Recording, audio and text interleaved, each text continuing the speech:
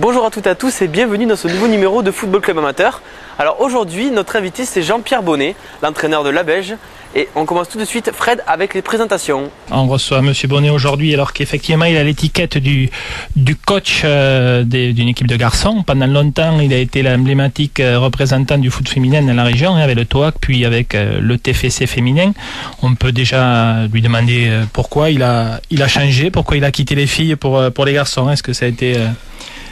disons que tout a un début et tout a une fin. Disons, sur la fin, avec le TFC, il y a eu quelques petites complications, on va dire, qui se sont greffées par rapport au football féminin. Et à la position des dirigeants du TFC. Il était arrivé le moment, disons, de faire peut-être autre chose, dans la mesure où l'objectif des filles n'était pas très valorisé à ce moment-là, au niveau du club de Toulouse. Ce qui était dommage compte tenu de la situation dans laquelle on était à ce moment-là, puisqu'on était un des tout meilleurs clubs de France. On peut rappeler, oui, qu'au TOAC, vous avez été championne de France plusieurs fois. Hein. Entre le TOAC et le TFC, on a été 4 fois championne de France d'affilée. On a gagné une Coupe de France et surtout on a fait 2 campagnes européennes où on est arrivé en demi-finale de Coupe d'Europe et en quart de finale. C'était une époque où on parlait encore un peu moins du foot féminin qu'aujourd'hui.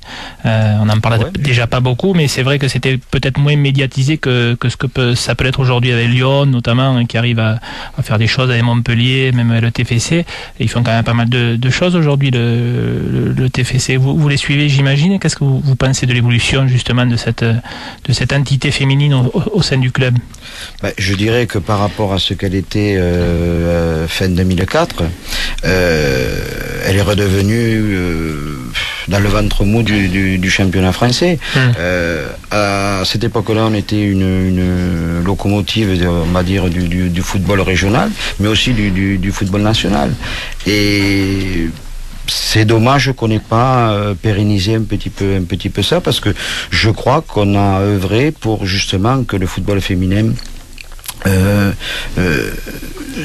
deviennent un petit peu plus médiatiques à ce moment-là, ce qui n'était pas tout à fait le cas. Et je me rappelle que les campagnes européennes avaient été suivies par les médias locaux, même nationaux. Ouais. En tout cas, c'est pas pour ça qu'on vous a invité. C'est pas pour parler du foot féminin, c'est pour parler de Labège, un club qui a évolué à un bon niveau jusqu'à la D4 dans les années 90 et qui est descendu aujourd'hui en promotion d'honneur. C'était un club un peu particulier, Labège Innopol. Il a changé plusieurs fois de nom. Il a encore changé de nom cette année. Il s'appelle exactement Sporting Club Labège Football. Voilà, c'est ça. Donc on a laissé tomber Innopol. Je pense que vous n'êtes plus non plus en fusion. Innopol, il n'y était pas dedans. Il n'y était pas, non. C'était le stade. Le stade était à Labège Innopol, mais dans le nom du club, il n'y avait pas Innopol. D'accord. Vous n'êtes que Labège aussi. Vous n'êtes plus en ils étaient en entente avec Escalquin. C'était le CLEF. Voilà. Pourquoi aujourd'hui, Monsieur Bonnet, vous investir de la sorte dans un challenge qui paraît pas du tout évident, dans un club qui a priori comme ça vu de l'extérieur est peut-être compliqué et manque d'identité? Vous savez, il y a une quinzaine d'années, prendre les filles du TOAC, c'était pas évident. Ouais. Et les amener en demi-finale Coupe d'Europe, c'est un challenge qui était là. C'est tout à fait différent. Je dirais que Labège a connu une période relativement faste, mais c'est un club qui était une vitrine sans quelque chose de structuré en profondeur. Il est évident que ça ne pouvait pas tenir indéfiniment. Aujourd'hui, il y avait une volonté politique au niveau de la commune de Labège de repartir au niveau de Labège seul, sans entente avec Escalquin et autres, puisqu'il y avait quelques rivalités de clochers, que ce soit politique ou au niveau des dirigeants. Et je pense que c'était une bonne chose. Ceci dit, les données maintenant pour refaire un club comme l'était Labège il y a quelques années, ça va être long, très difficile. Est-ce que ça va être possible dans le contexte économique actuel par rapport... Parce que c'est vrai qu'il y a Labège Innopol autour, mais c'est pas porteur encore tellement par rapport au club de Labège.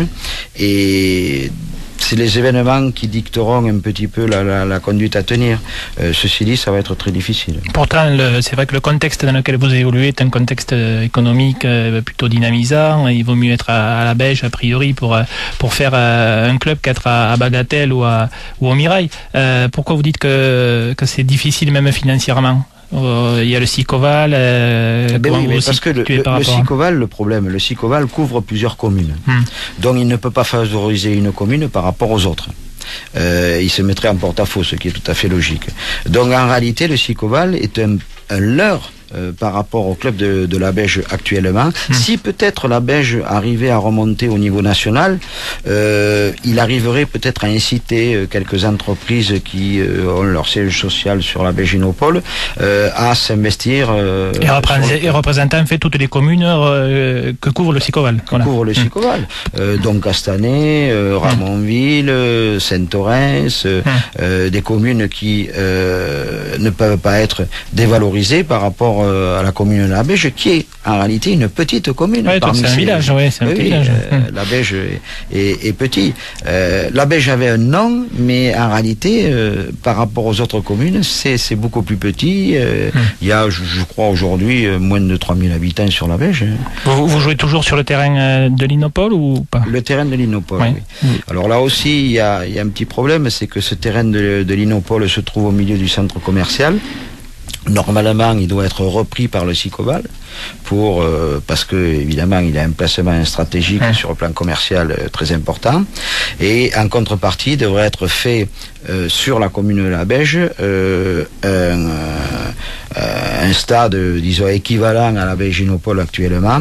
Ceci dit, c'est pas évident, c'est pas facile parce qu'il y a des problèmes politiques, il y a des problèmes de terrain. Ils n'arrivent pas à racheter un bout de terrain qui manque pour disons, les infrastructures de ce nouveau stade. Et je pense que c'est pas encore aujourd'hui qu'on va le voir. En tout cas, il vous faudra, pour espérer avoir plus de soutien financier, monter de niveau. Aujourd'hui, vous êtes en promotion d'honneur, vous êtes premier, c'est plutôt bien. Vous êtes arrivé vous êtes arrivé en cours de saison dernière. Là, vous intervenez directement avec l'équipe 1 depuis cette saison. L'Assemblée senior. Et vous, comment vous jugez ce début de saison? Le début de saison est très positif dans la mesure où on est premier, on est invaincu. Pour le moment, disons, on est dans le tempo normal d'une montée. Ceci dit, la saison est longue. D'autres équipes, finalement, on s'aperçoit que la qualité de ce groupe est assez homogène. On avait demandé à être dans l'Aveyron, justement, pour avoir peut-être une possibilité plus grande. Et puis, je m'aperçois qu'avec le recul... vous sous-estimez les Aveyronnais? C'était pas obligatoirement une bonne chose. Non, mais dans la poule, il n'y avait peut-être pas de club ambitieux pour aller au-dessus. Mais les résultats font qu'il y a quand même de la qualité dans ces équipes. C'est toujours difficile d'obtenir des résultats probants, notamment à l'extérieur chez eux. Vous avez changé pas mal de joueurs. Et combien de joueurs sont partis? Combien sont arrivés? Disons qu'il fallait prendre un virage, il fallait renouveler énormément parce que d'abord c'était un groupe qui commençait à vieillir, c'était un groupe qui vivait avec le passé. Et le passé ne permet pas d'avancer. Et donc il fallait rajeunir, il fallait des gens peut-être avec un esprit nouveau pour créer une émulation, ce qui est en train de se faire. Ceci dit, c'est loin d'être gagné. On va continuer à parler donc de cette équipe de la Belge avec Jean-Pierre Bonnet, entraîneur de la 1, leader de PH. Le club de la Belge, on en parlait tout à l'heure au niveau des structures, mais ça représente combien de licenciés au total, les jeunes compris? Aujourd'hui, pas beaucoup, parce que en réalité, le club de la Belge, s'il n'y avait pas des ententes avec Montaudrame, il n'y aurait que les seniors. Il n'y aurait que les seniors, équipe 1 et équipe 2, c'est-à-dire environ une soixantaine de licenciés maximum. Ceci dit, avec les ententes, évidemment, ça implique des équipes dans chaque catégorie. Mais le club de la Belge est réduit à sa plus simple expression actuellement. Vous étiez avec Escalquens, pourquoi être passé avec Montaudrame?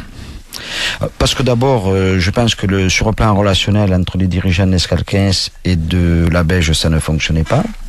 Je pense qu'au niveau des mairies respectives, ça ne fonctionnait pas. Oui. Et ça créait plus de problèmes que ça pouvait en résoudre. C'était pas une entente naturelle, quoi. Donc, malgré la proximité des villages.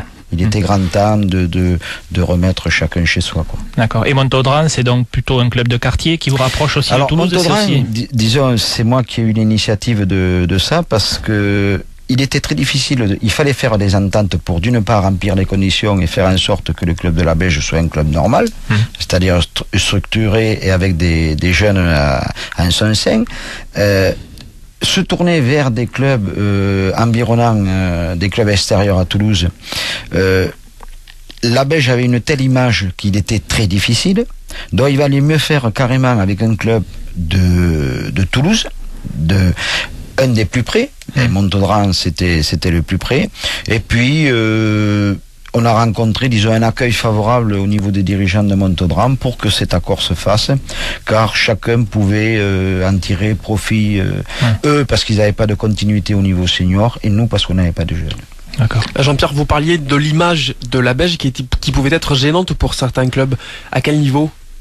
Parce que même aujourd'hui, c'est encore le cas.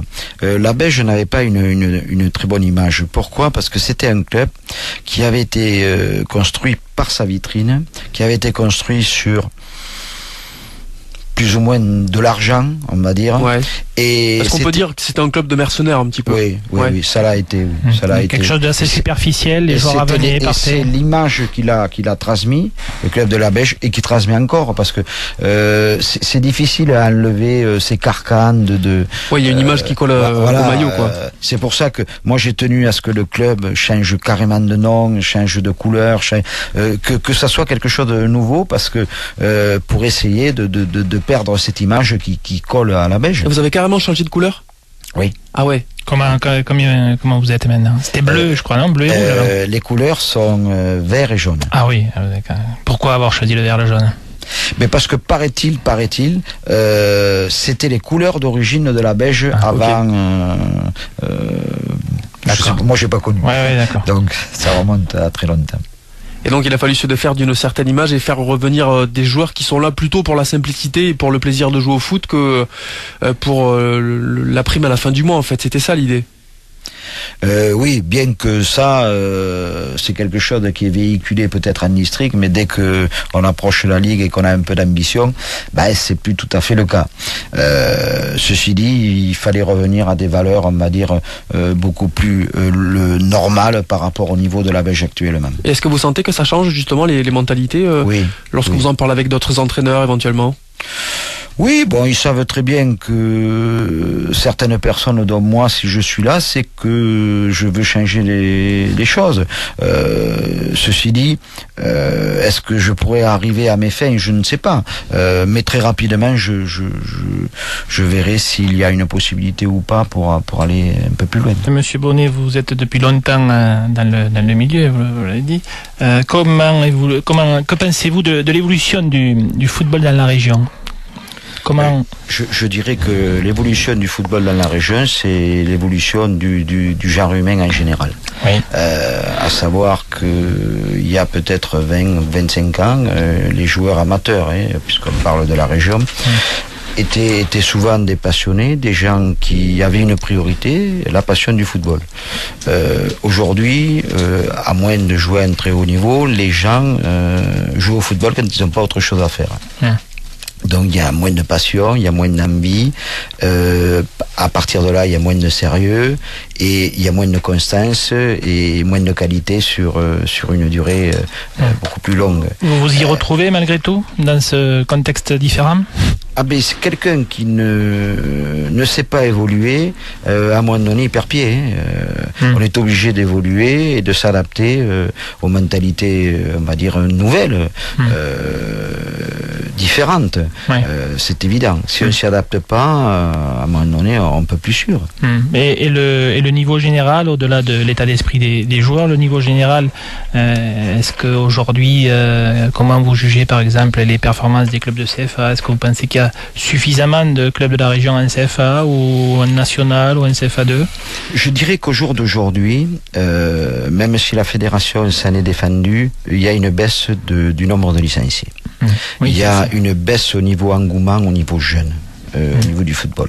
Si on n'en prend pas conscience, on va vers quelque chose de délicat et de difficile dans les années qui vont suivre. Et il est évident que si on regarde le niveau général, aujourd'hui, il y a peut-être trop d'équipes en national. CFA2, il y a beaucoup trop d'équipes qui jouent au niveau national. Il y a aussi, en contrepartie, beaucoup trop d'équipes en ligue. Il faudrait, je crois, re-enrichir la base pour faire en sorte de créer une émulation dès le départ au niveau des districts. Ça serait revenir en arrière, alors qu'à un moment donné, on a multiplié les niveaux de pratique justement pour... à un moment donné, il y a eu une évolution, une évolution favorable, il y a eu de la qualité, il y a eu de la formation, que ce soit au niveau des centres, mais aussi dans les clubs amateurs. Maintenant, on régresse un petit peu sur ce plan-là. La qualité moyenne du CFA, je vois, il y a des équipes en CFA2 qui sont de bonnes équipes de DH il y a 7 ou 8 ans. Voilà, c'était donc Football Club Amateur. On se retrouve mercredi prochain à 18h35 pour un nouveau numéro. Au revoir.